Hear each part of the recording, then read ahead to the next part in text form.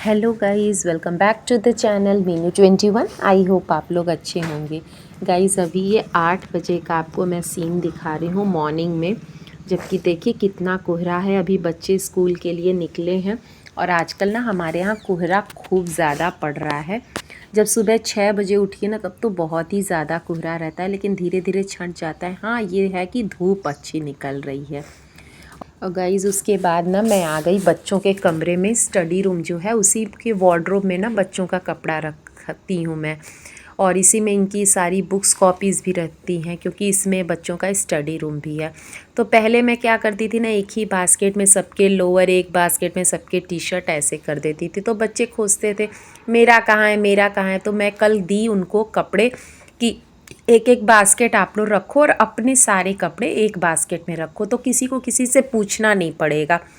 तो कल उन्होंने अपने हिसाब से रखा था, लेकिन आज मैं ना, जैसे बहुत सारे ऐसे लोअर होते हैं कि जो बच्चों के फट गए हैं, मतलब सिलाई निकल गई है, तो उसको मैं सेग्रीगेट करके अलग रख रही हूँ। और टेलर के पास आज मुझे जाना है, कुछ अपनी भी स्टिचिंग सूट वगैरह कराने के लिए देना है, तो वही मैं छांट रही हूँ। और गंदे कपड़े भी मैं निकाल रही हूँ जो वॉश करने के लिए हैं, जीन्स वगैरह। तो मैं सोची कि उनको भी निकाल दूँ, क्योंकि बच्चे अपने हिसाब से कर दिए हैं, मैं उनको करने देती हूँ, जिससे ना कि उनकी भी हैबिट बने। और फिर उसके बाद मैं अच्छे से रख देती हूँ, तो उनको समझ में आता है कि हाँ, ये सब काम मुझे भी करना है।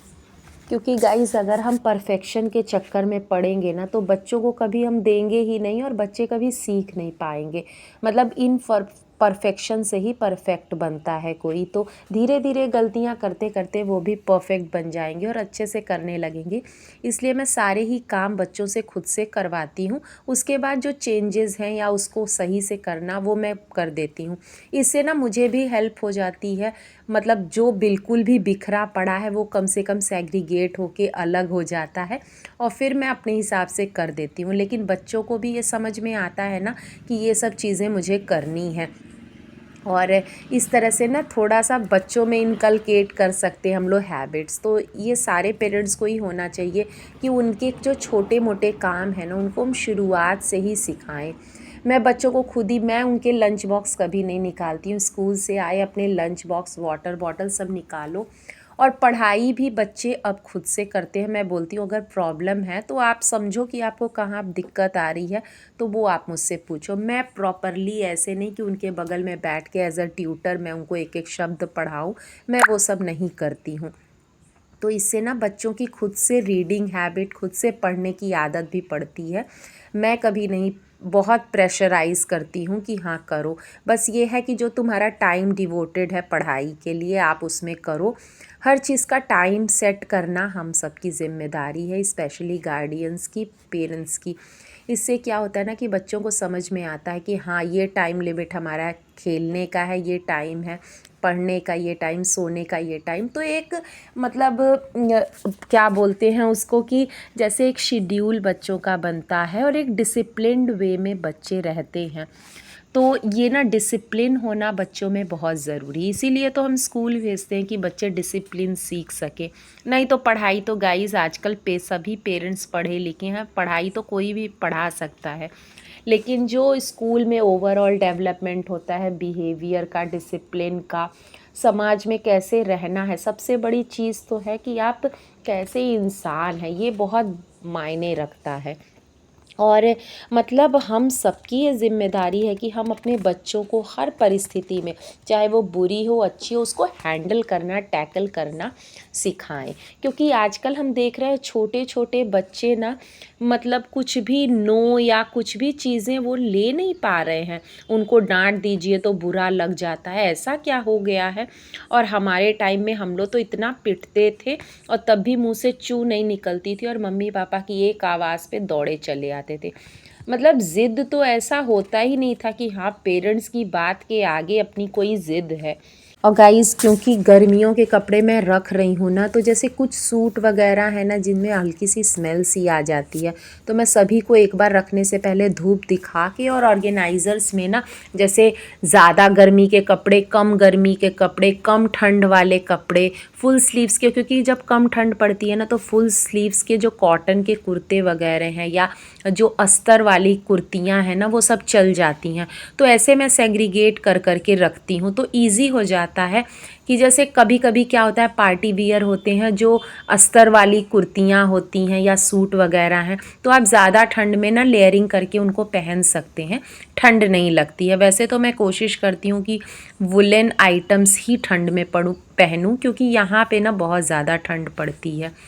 और मैं रख दे रही हूँ कि इन केस कभी दिन का फंक्शन होता है या दिन में कहीं जाना है तो आप डाल सकते हैं, मतलब जो थोड़े से हल्के से अस्तर वाले कपड़े हैं तो आप उनको पहन सकते हैं लेयरिंग करके कार्डिगन वगैरह के संग। तो वही मैं सेग्रीगेट कर दी थी, मैं धूप दिखाई थी तो मैंने ऐसे ही रख दिया था। एक बेडरूम में तो पूरे कपड़े ही फैले थे, तो वही मैं उनको तह करके ना, ये सब वैसे बनारसी टाइप के कुर्तियाँ हैं, मतलब सूट सेट्स हैं, तो इनको मैं एक जगह रख रही हूँ। और यहाँ पे ना कान्हा का कल डिबेट है चिल्ड्रंस डे पे, तो वो याद कर रहा था, प्रिपेयर कर रहा था, तो वही मैं बीच बीच में उसको समझा भी रही हूँ। और वो मैं अपने कपड़े भी तह कर रही हूँ। सब लोग सोने चले गए हैं, लेकिन जब बच्चे पढ़ते हैं ना तो मेरा मन नहीं लगता है अकेले छोड़ने का, तो मैं कुछ ना कुछ अपने एक्स्ट्रा काम वहीं पे कर लेती हूँ, तो बच्चों को भी लोनली फील नहीं होता है। और मतलब उनको कोई भी प्रॉब्लम है, कोई डिफ़िकल्ट वर्ड्स हैं तो बीच बीच में पूछ लेते हैं और उनको भी अच्छा लगता है, एक कंपनी जैसी हो जाती है। और ये साड़ी ना गाइज़ मैं बस 2 बार पहनी हूँ, मतलब छठ पूजा में भी जब गीला हो जाता है ना साड़ी घाट पे तो चेंज करने के लिए मैं पहनी थी, और एक बार ज्यूतिया पे मैंने पहना था। तो फिर मैं एक धागा इसका निकल गया था, वही मैं काट रही हूँ।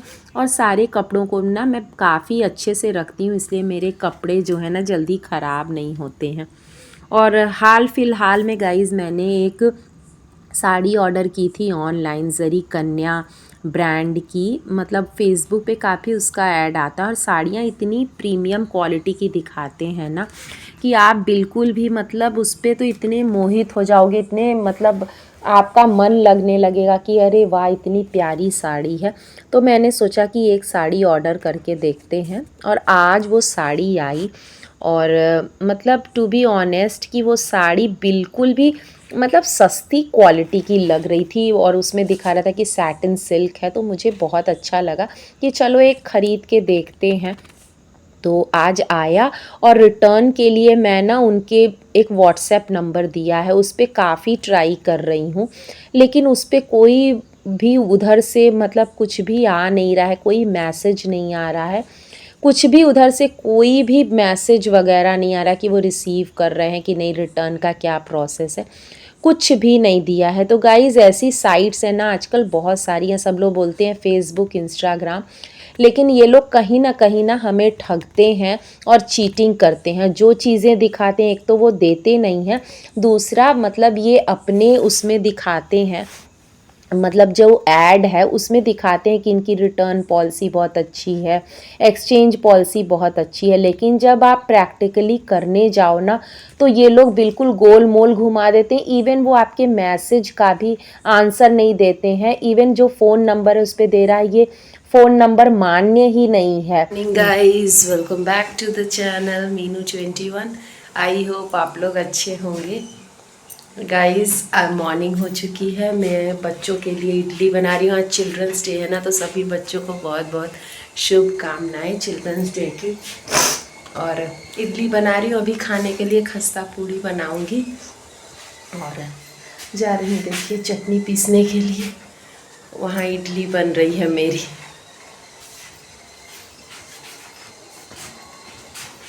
तो गाइज़ आज चिल्ड्रंस डे है, तो जो कृष्णा की क्लास में ना आज सेकेंड हाफ में पिकनिक थी, तो मैं सोची कि इडली चटनी दे देंगे।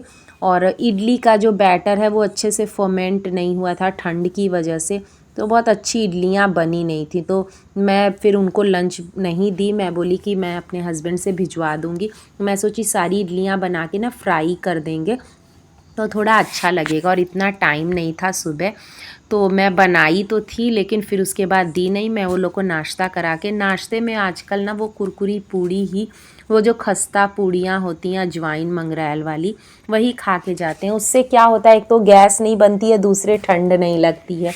तो हम लोग जब छोटे थे गाइज़ ना, तो मेरी मम्मी स्कूल जब जाते थे तो मम्मी वही अजवाइन वाला पराठा दिया करती थी। तो वही मैं अपने बच्चों को, मेरे बच्चों को पराठा कम पसंद है, पूड़ियाँ पसंद है, तो वही मैं अजवाइन वाला पराठा दे देती हूँ। उसके हेल्थ बेनिफिट्स भी हैं, और जैसे बच्चों को बैठना रहता है ना, तो गैस वगैरह नहीं बनेगी, और अच्छा भी होता है, बॉडी भी गर्म रखता है। अजवाइन तो हेल्थ के लिए बहुत ही अच्छा है। तो कुछ चीज़ें हैं जो हम लोग लेके, मतलब हम लोग जिसमें अपब्रिंगिंग हमारी जैसी हुई है, जो हम सीखे हैं, मैं कोशिश करती हूँ कि अपने बच्चों तक वो पहुँचाऊँ।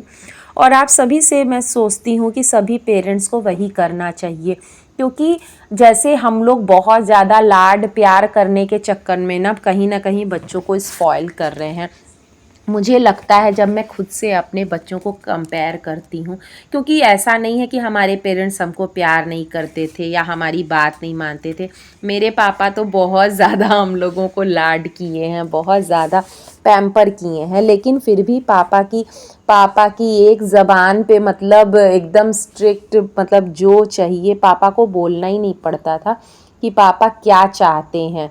टीवी नहीं देखना है तो बस उनकी एक नज़र से ही समझ जाते थे कि नहीं, पापा को ये चीज़ नहीं पसंद है या मम्मी को ये चीज़ नहीं पसंद है। तो ये सब चीज़ें होनी चाहिए, और मुझे लगता है मेरे बच्चे भी काफ़ी हद तक ये सब चीज़ें सीख रहे हैं। और डिसिप्लिन होना गाइज़ बहुत ज़्यादा ज़रूरी है। तो गाइज़ आज के लिए इतना ही। आई होप आपको अच्छा लगा होगा आज की वीडियो, और अगर अच्छी लगी तो प्लीज़ लाइक और शेयर करिएगा अपने फैमिली फ्रेंड्स के संग। और अगर आप मेरे चैनल पे पहली बार देख रहे हैं तो सब्सक्राइब करना बिल्कुल मत भूलिएगा। हेलो गाइस, अभी मैं जा रही हूँ अपनी कॉफ़ी एंजॉय करने। बच्चे गए स्कूल और मैं लंच नहीं दे पाई, अभी मैं जाके दूंगी, क्योंकि इडली गरम गरम थी। मैं सोची उसको फ्राई भी कर देंगे, तो बाद में ही जाके दूंगी, पास में ही है। जब हस्बैंड ऑफिस जाएंगे ना, तो मैं उनको, बच्चों को दे आऊँगी। चलिए कॉफ़ी एंजॉय करते हैं।